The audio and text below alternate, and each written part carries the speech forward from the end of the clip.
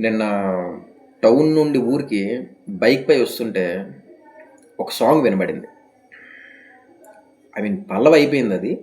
అంటే అంతకుముందు చాలా సార్లు దాదాపు ఒక 10, 15 సార్లు వినుంటాను ఆ పాట.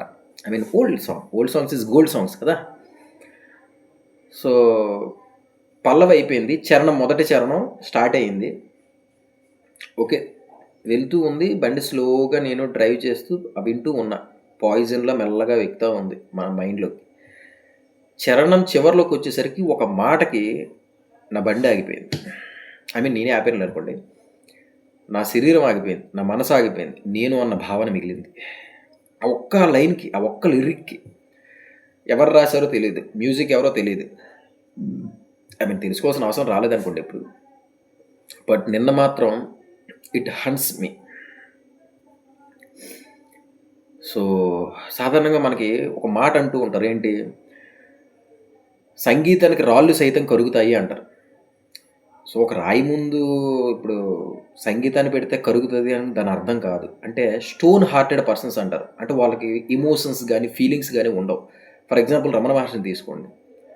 తల్లి అలగమ్మ వచ్చి 2 రోజులు కూర్చొని, "నాన్న ఇంటికొచ్చి నాన్న నాకు నువ్వు తప్ప ఎవరున్నారు చెప్పు" అని ఎంత బ్రతిమలాడి, ఎంత కన్నీరు కార్చినా కనీసం ఆయన కరగలేదు. ఆయన కళ్ళంబట కన్నీరు చుక్క రాలేదు. తల్లి దగ్గరికెళ్ళి ఎందుకమ్మా ఏడుస్తావు అని ఒక ఓదార్పు లేదు. అంత స్టోన్ హార్టెడ్ పర్సన్. అంటే నాది అన్న ఆలోచన ఉండదు కాబట్టి అవి రావు. అలాంటి రమణ మహర్షి కూడా 50 ఏళ్ల వయసులో ఉన్నప్పుడు అప్పుడప్పుడే రమణ మహర్షి పేరు సమస్త ప్రపంచానికి తెలుస్తున్న తరుణంలో చాలా పెద్ద పెద్ద సంగీత కళాకారులు వచ్చేవాళ్ళు, కచేరీలు పెట్టేవాళ్ళు రమణాశ్రమంలో. రమణులు ఎప్పుడూ అలా చూస్తూ ఉండేవాళ్ళు ఎవరో చేంజ్ చేస్తున్నా సరే.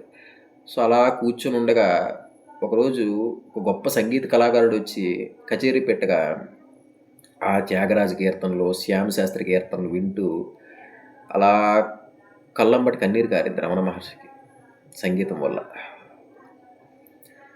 అంటే అది తాదాత్మ్యత వల్ల వచ్చిందా లేదా ఆయనకి సాహిత్యం పట్ల ఉన్న మక్కువ వల్ల వచ్చిందో తెలీదు. ఆయనకి తెలియాలేమో మేబీ. కానీ సంగీతం అటువంటి మొండి వాళ్ళను కూడా కరిగించగలదు. That is called stone hearted person. Stone hearted పర్సన్స్‌ను కూడా కరిగించేయగలదు అని అర్థం. సో, అసలు ఏంటి ఆ సాంగ్ అంటే థంబ్‌నెయిల్‌లో చూసుంటారు కదా! 'తొలి ముద్దు' అనే ఒక సినిమాలో ఉంది. ఆ సినిమాలో సందర్భం నేను చెప్తా. ఒక ఇద్దరు ప్రేమికులు హీరో, హీరోయిన్ ఇద్దరు ప్రేమించుకుంటున్నారు. ఇద్దరు ఒక లారీలో వెళ్తూ ఉన్నారు. ఎక్కడి కోసం నాకు తెలీదు. సినిమా చూడలేదు. సో, ఆ వీడియో సాంగ్‌లో ఇద్దరు వెళ్తూ ఉన్నారు. సో, ఆబ్వియస్‌లీ ప్రేమించుకున్నారు కాబట్టి ఇద్దరు కాస్త ఏకాంతంగా ఉన్నారు కాబట్టి హీరో చనువు తీసుకొని ఒక ముద్దు అడుగుతాడు. క్యాజువల్లీ ప్రేమించుకున్నారు, ఒంటరిగా ఉన్నారు కాబట్టి ముద్దు అడిగాడు. దానికి కౌంటర్ పార్ట్‌గా హీరోయిను సాంగ్ ద్వారా చెప్తూ ఉంటుంది. సో, తనలో కలుగుతున్న భావాలని, భావోద్వేగాల్ని ఒక పాటలో చెప్తూ ఉంటుంది. అదే ఆ 'తొలి ముద్దు' సినిమాలో ఆ పాట. 'చిట్టి గుమ్మ పదవే 2 రెక్కలు కట్టుకుందాం' అని ఉంటుంది. అందులో ఎక్కడ ఆగానంటే చరణం చివర్లో తను ముద్దడిగిన తర్వాత హీరో ముద్దడుగుతాడు కదా! దానికి కౌంటర్ పార్ట్‌గా తను ఏమంటది? తను విచ్చేయమంటుంది, మనసు వద్దొద్దంటుంది, ఇక సిగ్గేమంటూ కొమ్మారెమ్మ ఊగాడింది అని ఒక లైన్ ఉంటుంది. మీరు కావాలంటే వినండి. మొదటి చరణం చివర్లో. అంటే హీరో ఒకటి అడిగాడు, ముద్దు అడిగాడు. హీరోయిన్ ఇప్పుడు ఏం చేస్తుంది? శరీరమేమో ఇవ్వమంటుంది. ఓకే. మనసు మాత్రం వద్దంటుంది. అంటే ఈ ఫస్ట్ ఆఫ్ ఆల్ రాసింది భువనచంద్ర గారు. ఎట్లా రాశారు? శరీరాన్ని అడ్డుపెట్టి రాశారు. శరీరం ఒకటి చెప్తూ ఉంటుంది. మనసు ఒకటి చెప్తూ ఉంటుంది. ఇది అష్టవక్ర మహాగీతలో ఓషో కూడా చెప్తాడు. ఎవరైనా చెప్తారు. You are not your body, you are not your mind. ఇది సపరేట్, అది సపరేట్. సో, శరీరం ఎప్పుడూ ఇండిపెండెంట్‌గా ఉంటుంది. అందుకే అదొక విషయం చెప్తుంది. సరే, శరీరం నువ్వు ముద్దివ్వు నీ ప్రేమికుడికి నువ్వు ప్రేమించావు కాబట్టి, అండ్ ఆఫ్‌కోర్స్ ఇక్కడ ఎవరు చుట్టుపక్కల ఎవరు లేరు కాబట్టి అని శరీరం చెప్తుంది. మనసు మాత్రం వద్దంటుంది. మనసు ఎప్పుడు ఆలోచనల పరంపర.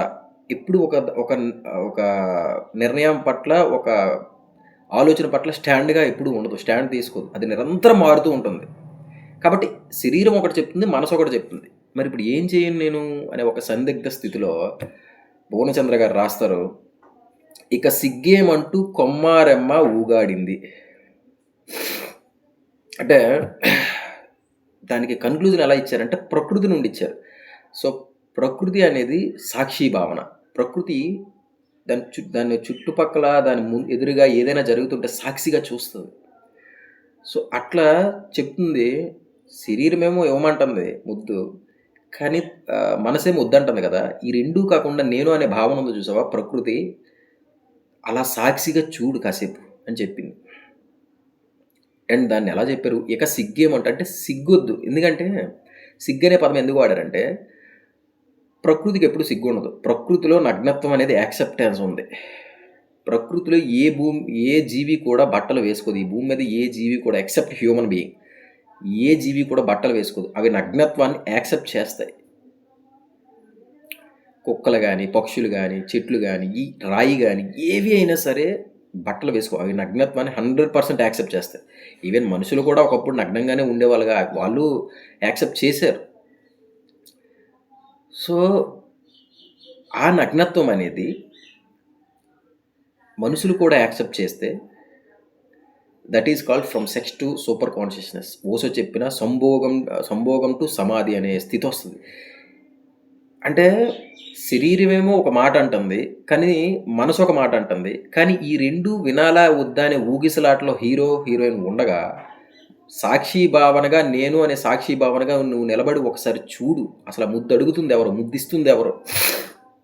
అనే ఈ స్థితిని ఒకసారి గమనించు అని జస్ట్ ఒక్క లైన్ ద్వారా రమణతత్వాన్ని మొత్తాన్ని, ఓషో యొక్క జీవిత తత్వాన్ని మొత్తాన్ని చెప్పారు.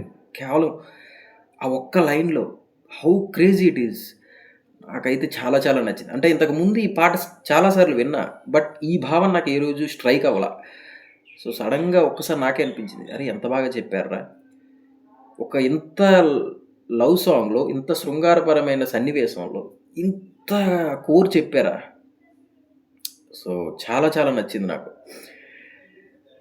అండ్ ఆఫ్‌కోర్స్ ఆ నగ్నత్వాన్ని కూడా ఎంత బాగా చెప్పారు చూడండి. ఇక సిగ్గేమంటూ కొమ్మారెమ్మ ఊగాడింది. అంటే ప్రకృతితో పోల్చి చెప్పారు. సో, మనకి ఓషో అంటాడు, సెక్స్ అనేది ఇట్స్ ఎ న్యాచురల్ థింగ్. దాన్ని ఒక తప్పుగా చూడొద్దు. అదొక జీవశక్తి అని చెప్తాడు. సో, సెక్స్ ద్వారా కూడా సమాధి స్థితికి చేరుకోవచ్చు. అందుకే from sex to super consciousness అనే పుస్తకం రాస్తాడు. అంటే సెక్స్ అంటే దాని అర్థం యాక్సెప్టెన్స్ ఉంటుంది. నగ్నత్వాన్ని యాక్సెప్టెన్స్ చేస్తారు. అంటే ఇప్పుడు ఫర్ ఎగ్జాంపుల్ ఒక ఇద్దరు అమ్మాయి, అబ్బాయి మధ్యన జరుగుతుంది సెక్స్. సో, ఇద్దరు సెక్స్ చేసుకోవాలంటే నగ్నత్వాన్ని వాళ్ళు యాక్సెప్ట్ చేస్తేనే వాళ్ళు చేసుకుంటారు. అంటే నీ శరీరము, నా శరీరము నగ్నత్వాన్ని యాక్సెప్ట్ చేస్తుంది. నీ శరీరము, నా శరీరము బట్టలు లేకపోయినా యాక్సెప్ట్ చేస్తుంది అన్న విషయం రూఢం. అది ఎప్పుడైతే యాక్సెప్ట్ చేస్తారో నా శరీరం, నీ శరీరం వేరు కాదు అన్న విషయాన్ని ఎప్పుడైతే యాక్సెప్ట్ చేస్తారో తక్షణమే ముక్తి. సో, సెక్స్ ద్వారా కూడా మనం సమాధి స్థితిని, ముక్తిని పొందొచ్చు అన్న విషయాన్ని చెప్పాడు ఓషో. ఎందుకు బట్ సెక్స్ గురువు అని ఎందుకు ఆయన అంతగా తప్పుపట్టారంటే, సో 90s, 80s, 2000 ఆ టైంలో సెక్స్ గురించి అంత ఓపెన్‌గా డిబేట్‌లో చెప్పే వ్యక్తి ఎవరూ లేరు. బట్ ఆ రోజుల్లో ఆయన చెప్పారు కాబట్టి అంత కాంట్రోవర్సీ అయింది. But it's a good thing. అలా యాక్సెప్ట్ చేయడం రావాలి అందరికి. సో, నాకైతే ఈ పాట చాలా చాలా నచ్చింది. ఎస్పెషల్లీ ఆ లైన్. సో, ప్రతి ఒక్కరి జీవితంలో అలా ఉంటాయి. నన్ను అది బాగా హంట్ చేసింది. సో, ఒక వీడియో చెప్దాం నాకిది అర్థమైంది అని. సో, మీకు అలా ఏ సాంగ్ ఉంది? మీకేమైనా అలా హంట్ చేసిన సాంగ్ ఏమైనా ఉందా? మీకు మీరు క్రాస్ చెక్ చేసుకోండి. నాకేమీ కామెంట్ చేయాల్సిన అవసరం లేదు. చెప్పాల్సిన అవసరం లేదు. మీకు మీరు అలా క్రాస్ చెక్ చేసుకోండి. సరేనా? See you. బాయ్.